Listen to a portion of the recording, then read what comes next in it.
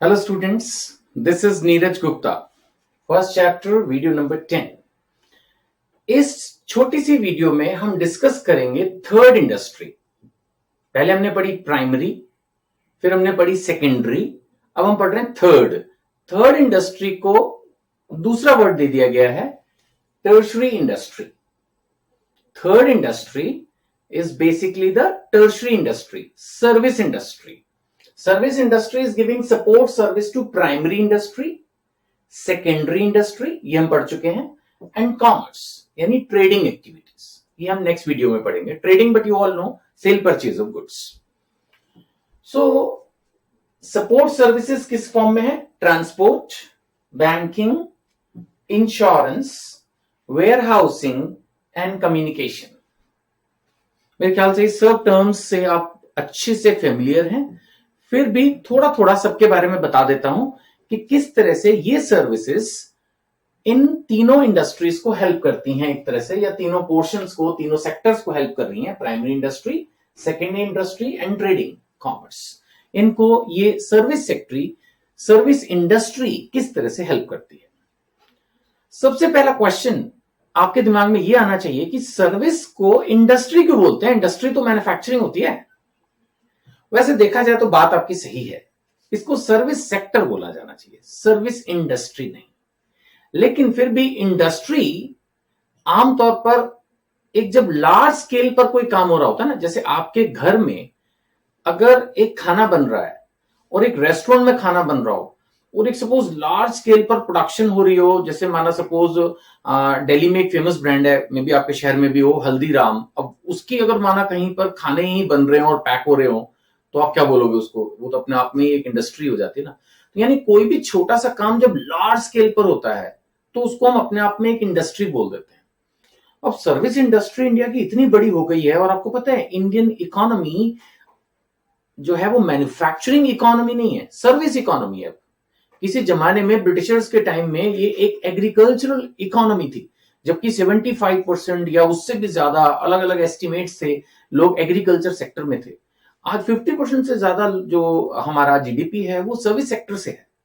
यानी कि ज्यादातर जो हमारा यू कैन से आज वर्किंग है वो सर्विस सेक्टर में है। तो सर्विस इंडस्ट्री अपने आप में बहुत इंपॉर्टेंट है, राइट? तो इसलिए इसको नाम दे दिया गया industry, because so many people are engaged in this, है ना, and it is so important.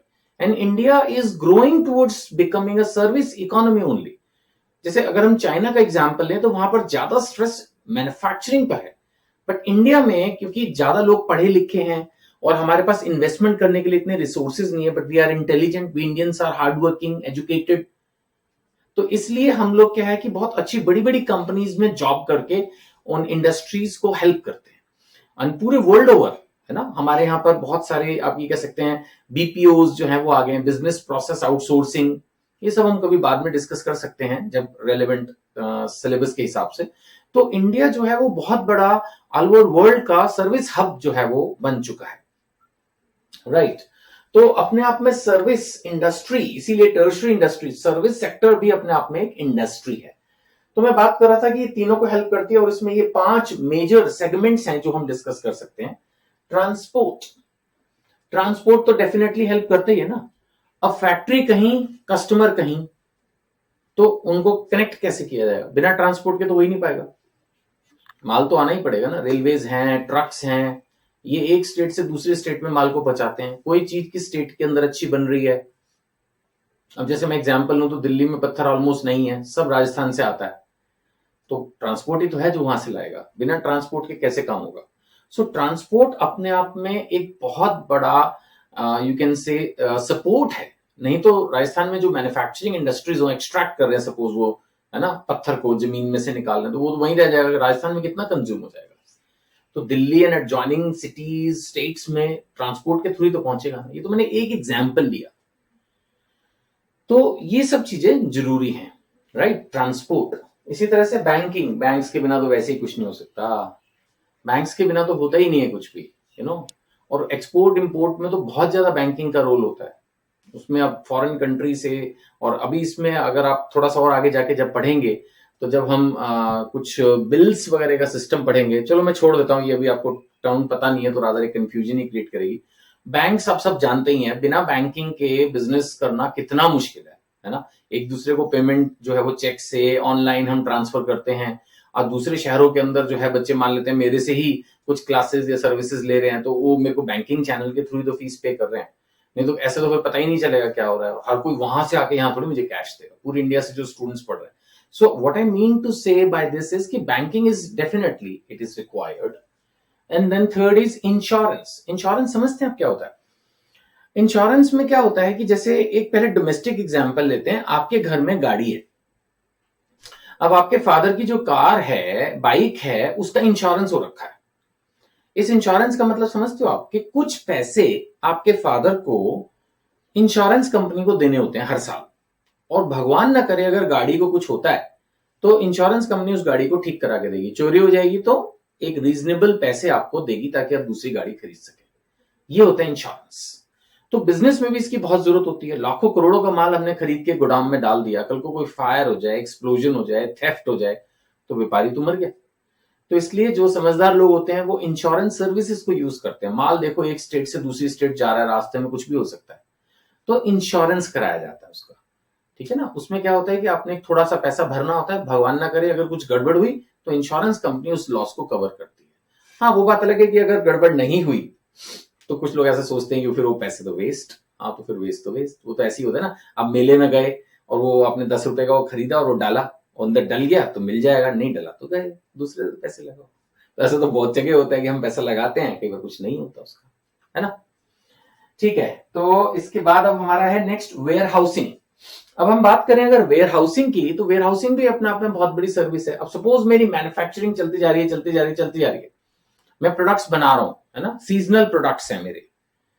अब मैं बना रहा हूं, मान लेते हैं स्वेटर्स बना रहा हूं, या सर्दी के हिसाब से कोट बना रहा हूं, या अम्ब्रेला बना रहा हूं जो एक पर्टिकुलर सीजन में ही बिकेंगे, है ना। या मैं वो बना रहा हूं, कुछ काइट से रिलेटेड बना रहा हूं, या दिवाली से रिलेटेड कुछ मेरे प्रोडक्ट्स हैं, क्रिसमस से रिलेटेड प्रोडक्ट्स हैं, वो तो क्रिसमस पे ही बिकेगा बस, लेकिन फिर भी माना मैं उसको बना रहा हूं, कुछ गिफ्ट्स, और वो अपना एक सीजन होता है उसका भी, है ना। तो उनको फिर मुझे वेयर हाउस में तो डालना ही पड़ेगा, स्टोरेज तो करनी ही पड़ेगी, थोड़ी कि कल डिमांड आएगी तो आज शाम को बैठ के बनाऊंगा। That's not possible. Large scale पे जब इंडस्ट्री काम करती है, so the manufacturing has to go on for the full year, so the warehousing is definitely required. And food items में भी यू हैव टू स्टोर। आप देखते होंगे कि कितने आपको फ्रूट्स जो है वो मिलते रहते हैं सारा साल, तो वो सारा साल थोड़ी वो पेड़ से उग के निकल रहे हैं, but they are stored properly. Warehousing अपने आप में उसमें एक रोल प्ले करता है। एंड देन कम्युनिकेशन, बाप रे, फोन के बिना तो जीवन ही नहीं है। एक दूसरे से जब तक हम कम्युनिकेट ना करें, कम्युनिकेशन, इसके बिना तो कोई बिजनेस हो ही नहीं सकता आज की तारीख में। शायद कोई जमाना होता होगा कि लोग दुकानें खोल के मंडियों में बैठते थे और लोग वहां जाके फेस टू फेस बातें करते थे, अभी भी करते हैं, लेकिन अभी तो कितना आप देखिए कि जो ट्रांजैक्शंस हैं वो मोबाइल पे बातों से हो जाती हैं, और सब ऑनलाइन ट्रांजैक्शंस और वो सब, ये सब कम्युनिकेशन तो फिर इट्स लाइक ए मस्ट, इसके बिना तो कुछ होता ही नहीं है ना। So this is in brief something about the service industry, and it is very important, है ना। इंडिया में मेनली सर्विस सेक्टर ही सबसे स्ट्रांग है, तो इसलिए ये समझना कि service sector, service industry, tertiary industry क्या है, हमारे लिए बहुत जरूरी है, राइट है। चलो, थैंक यू।